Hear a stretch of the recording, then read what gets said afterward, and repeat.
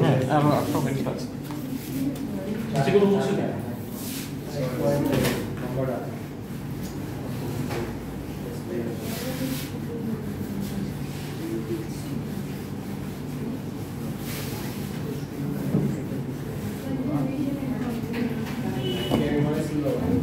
দেখো এটা হচ্ছে সামার 2161 সামার 2161 কোশ্চেন 6 কোশ্চেন 5 এটা মানে মে জুন 21 এর variant 61 question 5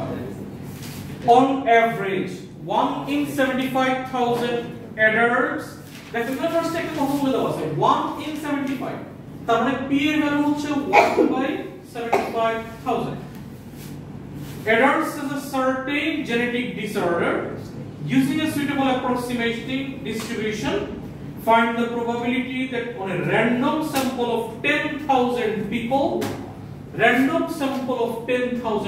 that means n equals to 10,000,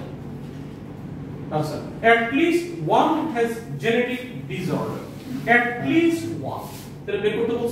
p of x greater or equals to 1. Greater or equals to 1 to 3 degree কখনোই বের করতে পারবো না কারণ 1 থেকে 10 তো কি সম্ভব না তাহলে কি করব 1 minus p of x equals to 0 1 কে কিন্তু মাইনাস করা যাবে না কারণ 1 সহ নিতে হবে যদি এখন এখানে শুধু গ্রেটার দ্যান 1 হতো তাহলে কি করতে হবে 0 1 দুটোকেই মাইনাস করে দিতে হবে এখন এটা কোন ডিস্ট্রিবিউশন অ্যাপ্লাই করব আমরা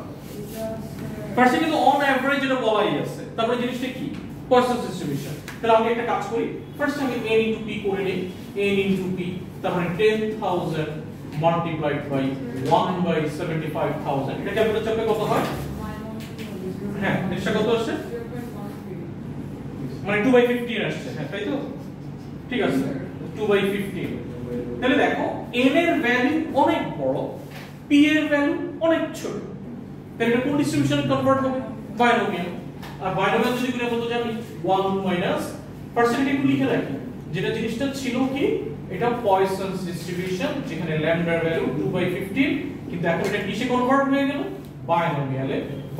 এটা কত ছিল যে 10000 আর p এর ভ্যালু কত 1/75000 এখান থেকে পরে পয়সনস এটা কিভাবে আসলো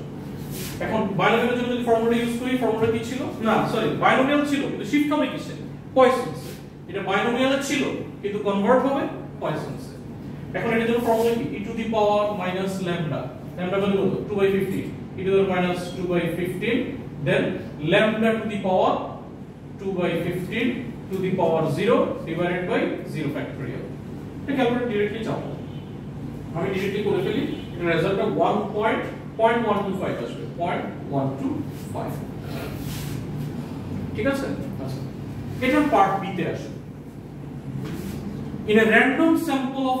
n people আমি কি n এর ভ্যালু দেওয়া ছিল 10000 এখন n এর ভ্যালু দিয়ে দাও n people where n is large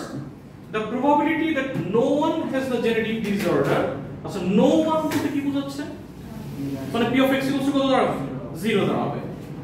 আচ্ছা এখানে আমরা একটু লিখে রাখি n equals to n আর বের করতে বলছে p of x equals to 0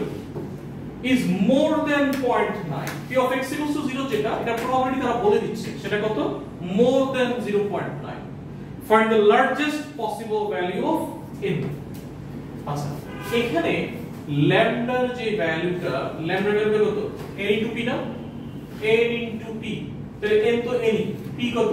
p হচ্ছে 1/75000 তাই না তার মানে আমার যখন পয়সনস ডিস্ট্রিবিউশন অ্যাপ্লাই করব দেন e to the power minus lambda তাহলে ল্যামডা মানে কত n/75000 into p to the মানে এটা টু দি পাওয়ার 0 করলে তো 1 ই আসবে আর 0 ফ্যাক্টরিয়াল 1 ই আসবে এটা লিখতে হবে লিখবো তো না লিখলেও তো চলবে তাই না এটা বুঝতে পারতেছো যে ল্যামডা টু দি পাওয়ার 0 মানে 1 ডিভাইড বাই 0 ফ্যাক্টরিয়াল আবার 1 so greater than 0.9 এবার এখান থেকে তোমার এর ভ্যালুটা আনতে হবে n কি ডিরেক্টলি আনা সম্ভব দুই পাশে লং নিতে হবে -n/75000 greater than ln 0.9 ln 0.9 এর যে ভ্যালু সেটা কি নেগেটিভ আসবে না ইনইকুয়ালিটিতে যখন নেগেটিভ সাইন আসবে তখন এটা কি দাঁড়াবে ইনইকুয়ালিটির সাইডে চেঞ্জ হয়ে যাবে, এটা গ্রেটার দ্যান আছে সো লেস দ্যান হয়ে যাবে। n লেস দ্যান, এখন এটা যেটা লং 0.9 এর যে ভ্যালুটা সেটা হচ্ছে 0.10536 ইনটু 75000 এখানে নিয়ে আসো। Then n is less than 7902.04, তাহলে n এর largest value less than 7902.04, n এর লার্জেস্ট ভ্যালু কত 7902। ওকে, এতটুকুই আপাতত আমাদের সিলেবাসে আছে। এখন বলো এদের বুঝতে কি কোনো সমস্যা আছে? খুব ভালো মতো বুঝে গেছো না? তবে বিসমিল্লাহ করে স্টার্ট করো।